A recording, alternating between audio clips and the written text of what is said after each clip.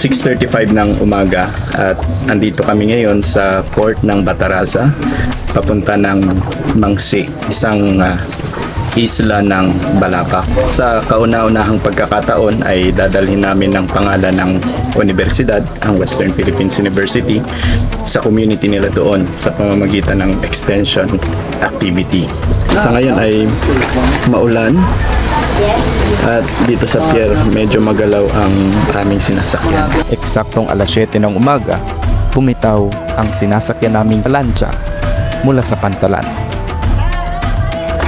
Dito nagsimula ang aming pakikipagsapalaran sa alon at hangin. Mabagal, ngunit makabuluhan ang paglalakbay. Dahil sa kabagalan ng takbo ng bangka, marami akong nasulyapan at narinig. Mga kwento ng buhay ng mga taga-Mangsi mula sa kanilang ikinabubuhay hanggang sa kanilang pananampalataya. Papalapit, bumungad ang kumpol ng mga kabahayan. Ito na ang isla ng Mangsi. Napaisip ako, anong meron sa islang ito na kahit malayo at hirap maabot ng tulong at serbisyo, ay pinipili pa ring tirhan ng maraming tao. Matapos ang mahigit 8 oras na paglalayag, dumaong kami sa pantalan ng Mangsi. Sinalubong kami ng ngiti at saya. Tila ba dala namin ang liwanag at pag-asa para sa kanilang komunidad. Sa humigit kumulang 23 ektaryang sukat, tahanan ng Mangsi ng 8,822 na residente.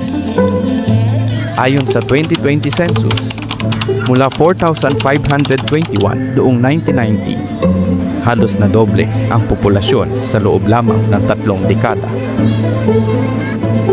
Ngunit kasabay ng paglobo ng bilang, bumababa ang antas ng kabuhayan at damay pati ang aspeto ng edukasyon. Ang dami po kasi dito yung mga bata pa lang parang wala na sila ng pag-asang mag-aral kasi di ba sa financial. Dito yung anak buhay is limited lang po. And then, pahirap ng pahirap. Hindi po kami kaya paaralin kasi 2 po kami. Pangingisda ang pangunahing ikinabubuhay dito, ngunit dahil sa patuloy na pagsikip ng karagatan dahil sa isyu ng teritoryo, lalong humihirap ang kanilang kalagayan. Minsan may huli, syempre. Minsan wala. Dito ko lubos na unawaan kung bakit kami ipinadala sa isla. Gusto rin po namin kahit sa maliit na paraan ay makatulong po kami sa inyo po. The reason why you are here, ang kadahilanan kung bakit naandito kayo ngayong umaga is that you want to make exchange. Hindi lang pala para sa trainings at workshops na tutugon sa kahirapan, kundi para rin maging tagapakinig. Kwento ko nga, dapat mag-stop ako pero dahil sa scholar, makakakontinue na ako kasi mahirap naman po talaga sa'yo mag-stop. Bakit? Through financial lang. Sobrang laking pasasalamat ko po. And hindi ko po sasayakin yung pagkakataon na to na makakapunta po ako kahit mahirap kami. Sobrang laki po ng tulong ng WPS scholarship para sa aming mga mahihirap. Tagapakinig ng kanilang mga boses sa mga kwentong hindi nila masabi. Kasi ang hirap po kasi ng anak buhay dito. Sa mga hinaing na hindi naririnig. Kung balaot lang, pag walang makuha, lugi.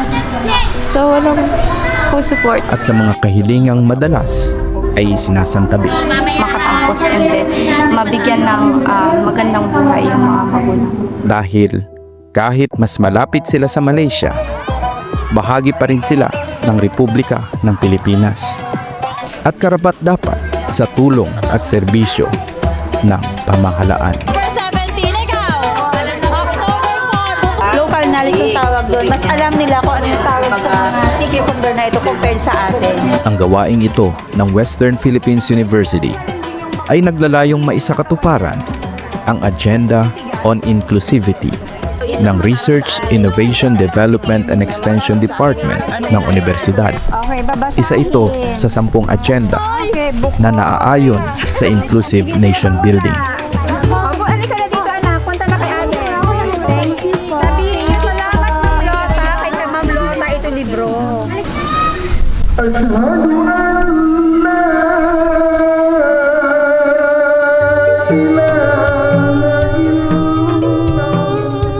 Ikalawang araw ng aming extension activity at ngayong araw ay papunta kami sa North Mangsi. Ito ay kalapit na isla ng South Mangsi. Ang isla na ito na nakikita ninyo, yan tinatawag na Mangi Island ng Malaysia. 30 minutes mula dito sa Mangsi Island, mararating mo na ang isla na yan.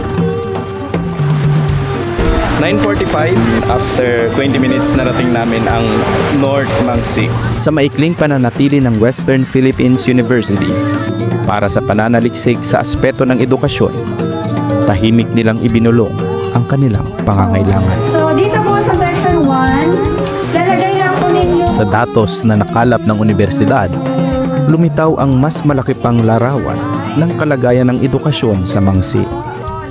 Isa sa pangunahing hadlang ay ang kakulangan sa pinansyal na suporta, kung saan 67.86% ng mga magulang ay hirap tustusan ang mga pangunahing pangangailangan pang edukasyon ng kanilang mga anak.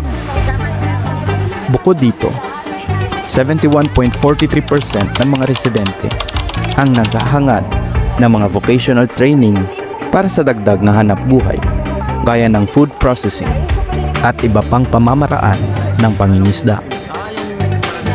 May pangangailangan rin sa health education, ayon sa 53.57% ng mga tumugon, sapagkat ang kalusugan ay may direktang epekto sa school attendance.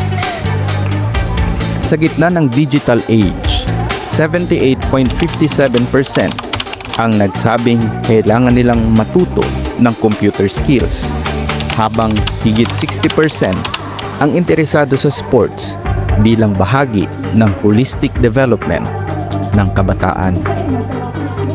Samantala, 24.14% ang nakakaranas ng hindi regular na pagpasok sa paaralan dahil sa kahirapan at pangangailangang magtrabaho ng kabataan.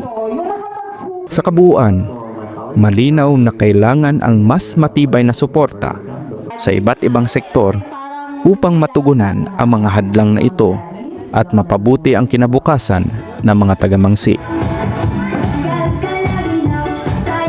Kaya, ang layunin ng Western Philippines University ay hindi lamang ang magbigay ng solusyon, kundi ang maiparating ang tinig ng Mangsi sa mga ahensya ng gobyerno, sa mga institusyon, at sa sambayanang Pilipino. Thank you po sa WPU. Maraming salamat po, WPU. Magsuko Western Philippine University.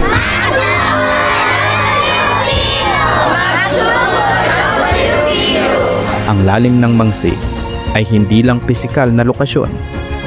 Ito ay estado kung saan sumasalubong ang kultura at pamumuhay, maging ang pagkakakilanlan ng dalawang bansa.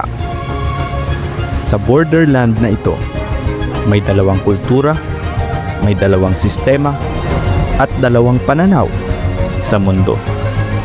At sa gitna ng lahat ng ito, ang mga taga-Mangsi sa dulo ng Palawan ay tahimik na sumisigaw. Nandito kami. Kailangan namin kayo.